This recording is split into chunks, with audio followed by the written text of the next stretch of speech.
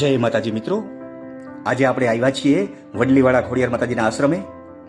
આ ખોડિયાર માતાજીનો આશ્રમ સરદારથી રાજપીપળા જતા રાજપીપળાથી પહેલા 2 કિલોમીટરે ડાબા હાથ ઉપર વડલીધામ આશ્રમ આવેલ છે, જ્યાં ખોડિયાર માતાજીનું ભવ્ય મંદિર છે. સરસ મજાનું આહલાદક વાતાવરણ છે. આ સામે દેખાય એ જ વડલી આશ્રમ છે. ઘટાટોપ વૃક્ષોની વચ્ચે આશ્રમ એટલે ખરેખર આપણે વનવગડામાં એવા હોય ને એવું વાતાવરણ. આ છે વડલીધામ આશ્રમ. અહીંયા અલગ અલગ પ્રકારના ઘણા બધા વૃક્ષો વાવેલા છે. લીમડો, પીપળો, વડલો, જાંબુડો, બીલીપત્ર, પીપર, ઘણા બધા વૃક્ષો છે આ જગ્યાએ. વૃક્ષ વાવો સમૃદ્ધિ લાવો એ ઉક્તિને આ જગ્યાએ સાર્થક કરેલી છે. અહીંયા બાળકોને હિચકવા માટે હિંચકા પણ નાખેલા છે, જેથી કરીને બાળકોનો પણ ટાઈમ પાસ થઈ જાય. એવો સરસ મજાનો આ વડલીધામ આશ્રમ છે.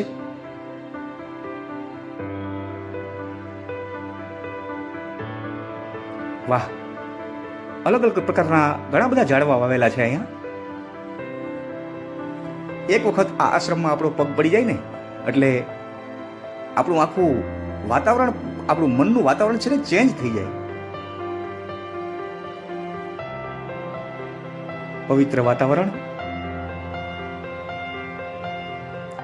બેસવા માટેના બાકડા પણ છે અને આ વિશાળ વડલો શોભી રહ્યો છે.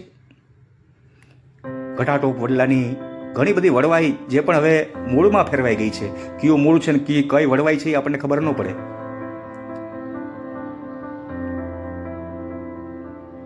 અહીંયા હવનકુંડ છે.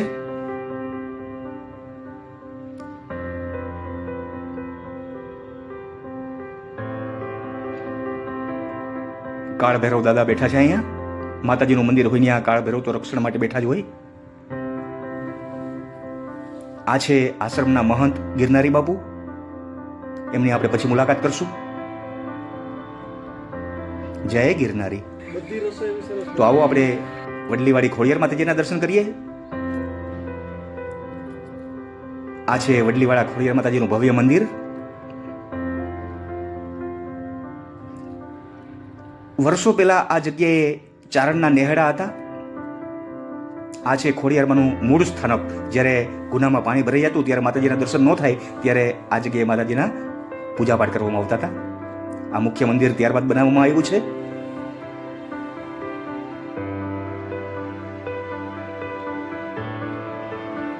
જય મા ખોડિયાર.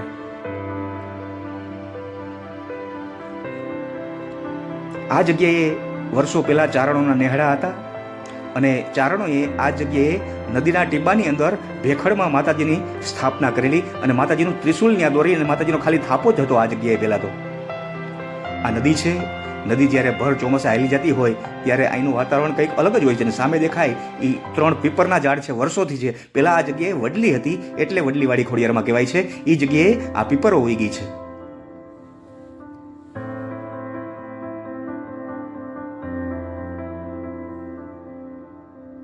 આ નદીના ભેખડા દેખાઈ રહ્યા છે.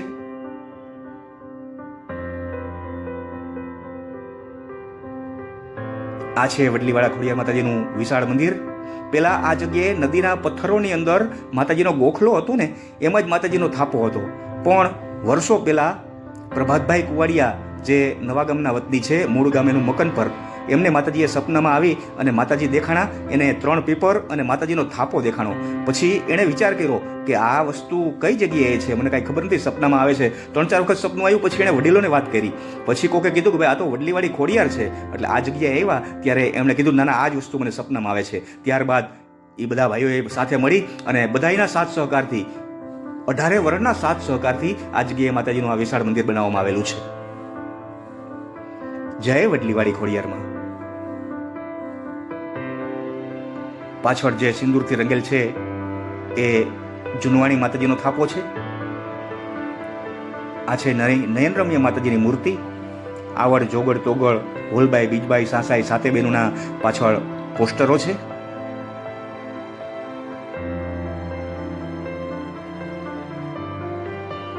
જય માતાજી. સરસ મજાનો શણગાર કરવામાં આવ્યો છે અહીંયા. આ જગ્યાનું સંચાલન ગિરનારી બાપુ અત્યારે કરી રહ્યા છે.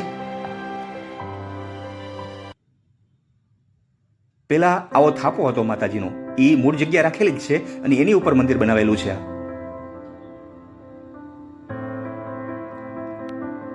જય ખોડિયાર માતા.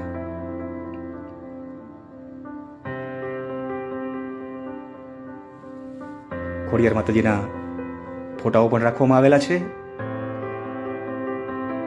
જય માતાજી.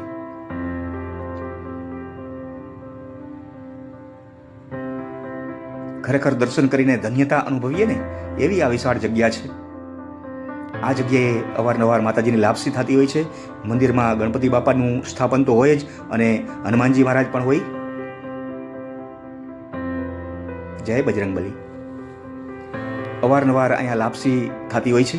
વડલીવાડી ખોડિયાર માતાજીના આ મંદિરનો જીર્ણોદ્ધાર 25/5/2005 બુધવારના રોજ કરેલો હતો. એટલે આ મંદિર જે બન્યું એને 20 વર્ષ થયા છે. પેલા માતાજીનો થાપો હતો, આવી જ જગ્યા હતી પેલા. આ તમે જોઈ રહ્યા છો મંદિરમાં ભેખડ દેખાય છે ને, એવો માતાજીનો ત્યાં થાપો હતો.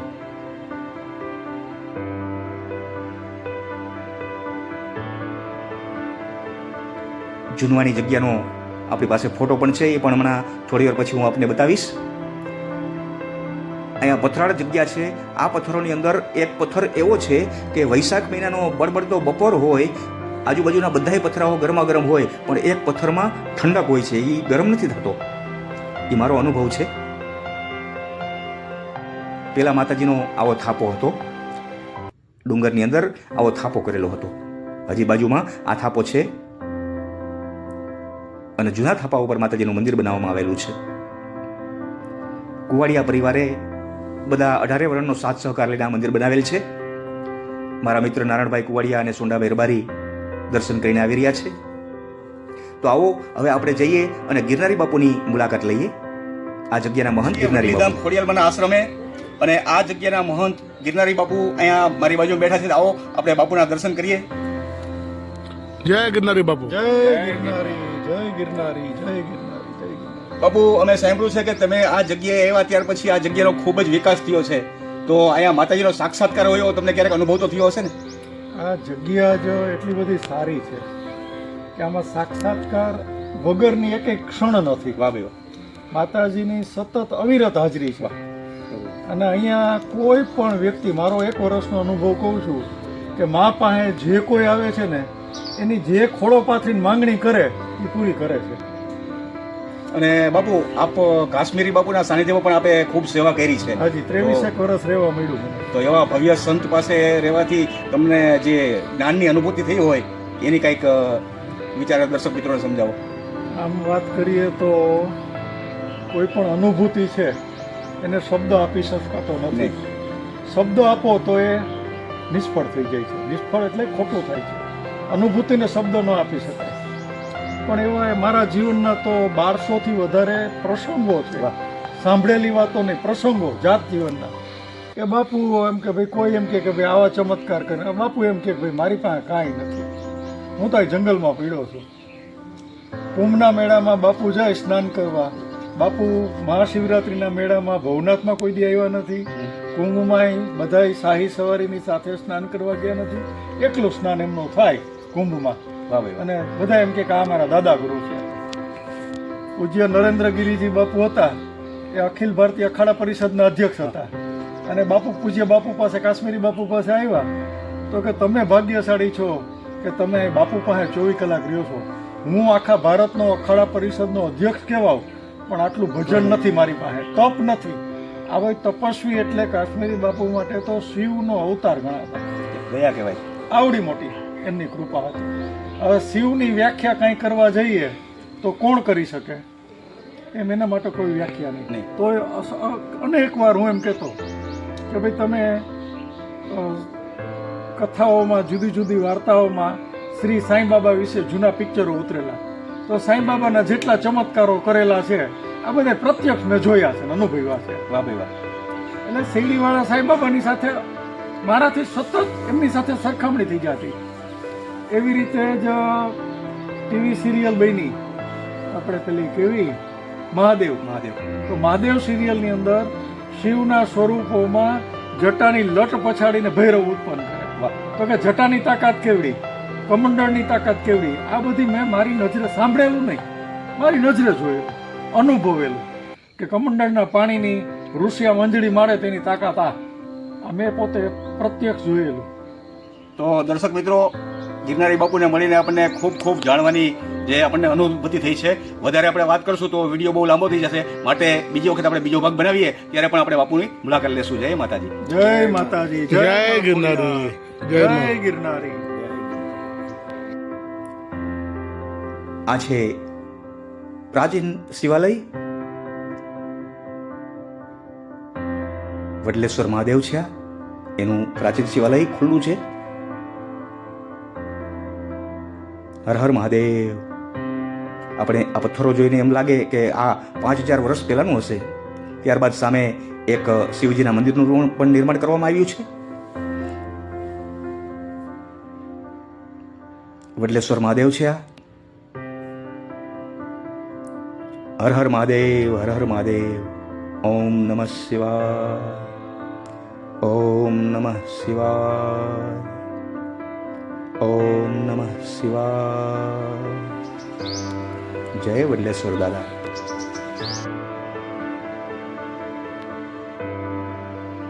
માતાજી બેઠા છે અહીંયા, દીપમાલા.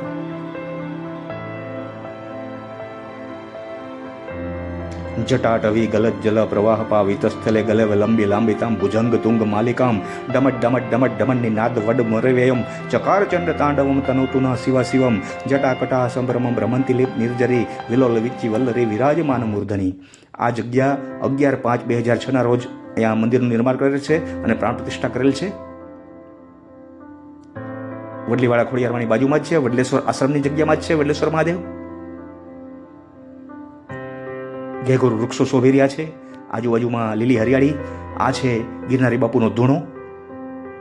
આ ધૂણો અખંડ ચાલુ છે. આપણે જોઈ રહ્યા છીએ એમાં અગ્નિ સતત ચેતન જ રહે છે. અખંડ ધૂણો કહેવાય આને. આવો આપણે માતાજીની આરતી માણીએ. સોંડાભાઈ રબારી આરતીમાં સહકાર આપી રહ્યા છે. નારાયણભાઈ કુવાડિયા માતાજીની આરતી ઉતારી રહ્યા છે. જય વડલીવાળી ખોડિયાર માતાજી.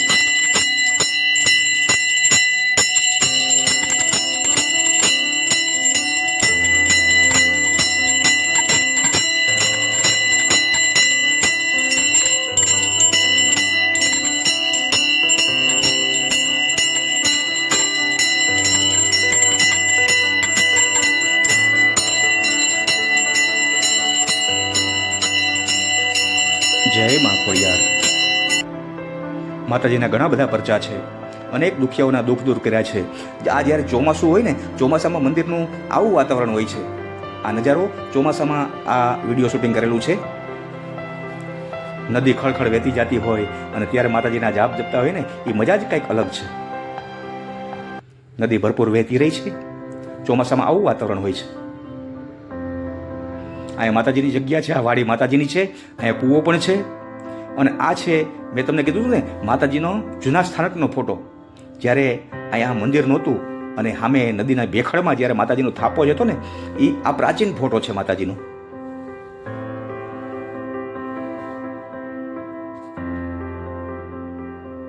જૂનું સ્થાનક.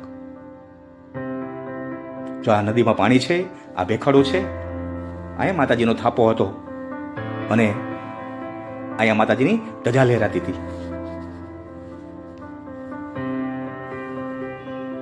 જ્યારે મંદિરમાં અહીંયા પાણી ભરેલું હોય, માતાજીના ગોખલામાં પણ પાણી વહી ગયું હોય, ત્યારે આ જગ્યાએ પૂજા કરવામાં આવતી હતી ઉપર.